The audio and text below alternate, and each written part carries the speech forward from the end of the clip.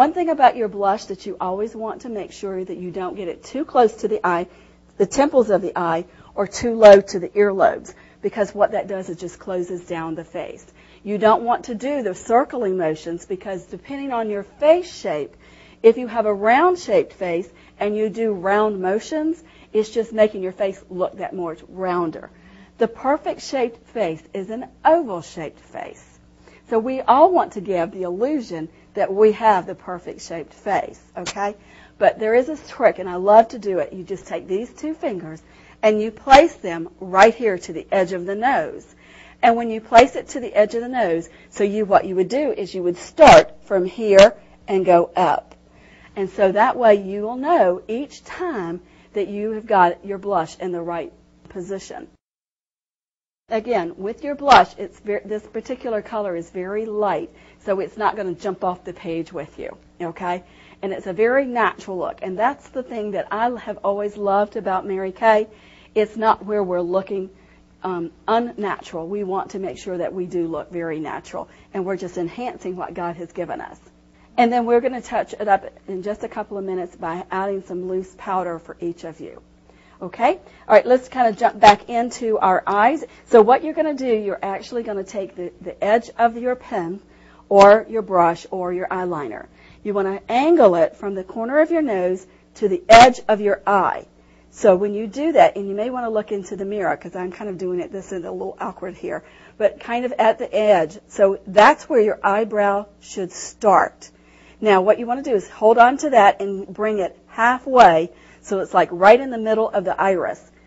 And that's where the arch should go. Okay? And then bring it straight up, and your eyebrow should be right there even. Now, if your eyebrow is not in those specific areas, one or two things that you can have done is go and have someone professionally wax them or tweeze them. We never pluck our eyebrows because we pluck chickens. We don't pluck eyebrows, okay? So just make sure that we do tweeze them. If your eyebrows are very light, you will want to add a little color to them. But tonight what we're going to do is, Debbie, I have given you the blonde. So if you will take and now what I like to do is actually just fill in so we have some color because your eyebrows are so light, we want to see your eyes. So we're going to just add a little color to it. So basically what you're going to do is go backwards with it. And you're just going to kind of color it in with the natural shape of your eyebrow. Okay? And just go just like that. And drop it down just a little bit. It's right on top of your eyebrow that you already have there. Are you on top of your eyebrow? Okay, good. Now bring it down bring it down even where it needs to start. The reason that you want to work and put a little color in your eyebrows, it is the picture frame of our eyes, okay? And your eyebrows have good coloring, darling, so you really don't need a lot of color. You might want to just have them arched a little bit more and more, defined. And I would add the blonde on yours too. And just remember, just soft, even strokes. And then what you can do with them too is put your lid back on, or if you have an eyebrow brush, then just kind of go back over it a little bit so that one thing you don't want to do with your eyebrows is you don't want it to appear that it's drawn on. You're just adding a little color to it so that it frames the eye. Okay? So what we're going to do, and we're going to let Darlene do this part, this is your eyeliner. So what you're going to do with your eyeliner, you're going to start at the corner of your eye. You're going to go across the top of your eye as close to your lashes as you possibly can get. And remember to do short, even strokes. And then the same thing with your bottom.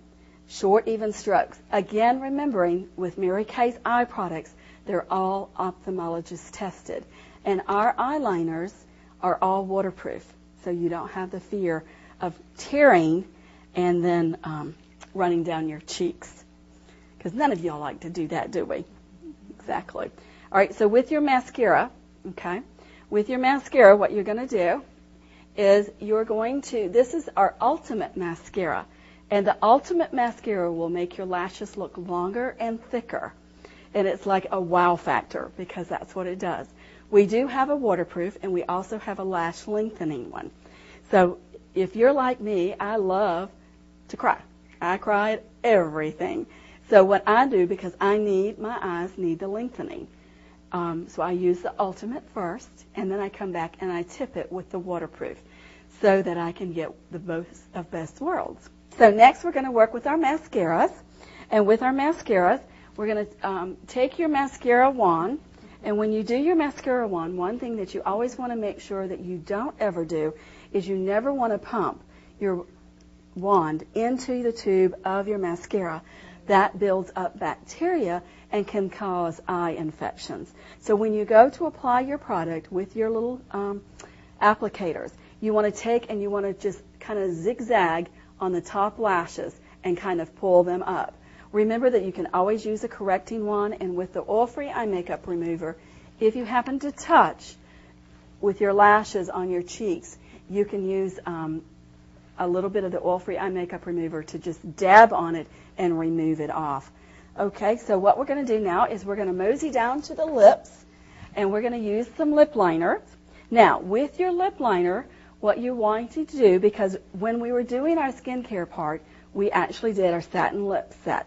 Okay, so our lips are soft, and there's no chapped lips on them. They're really soft and supple. Okay, so what you want to do when you do your lip liners, you want to take your lip liner and you want to start at the bottom of the natural V. If you don't have a V, you want to create the V.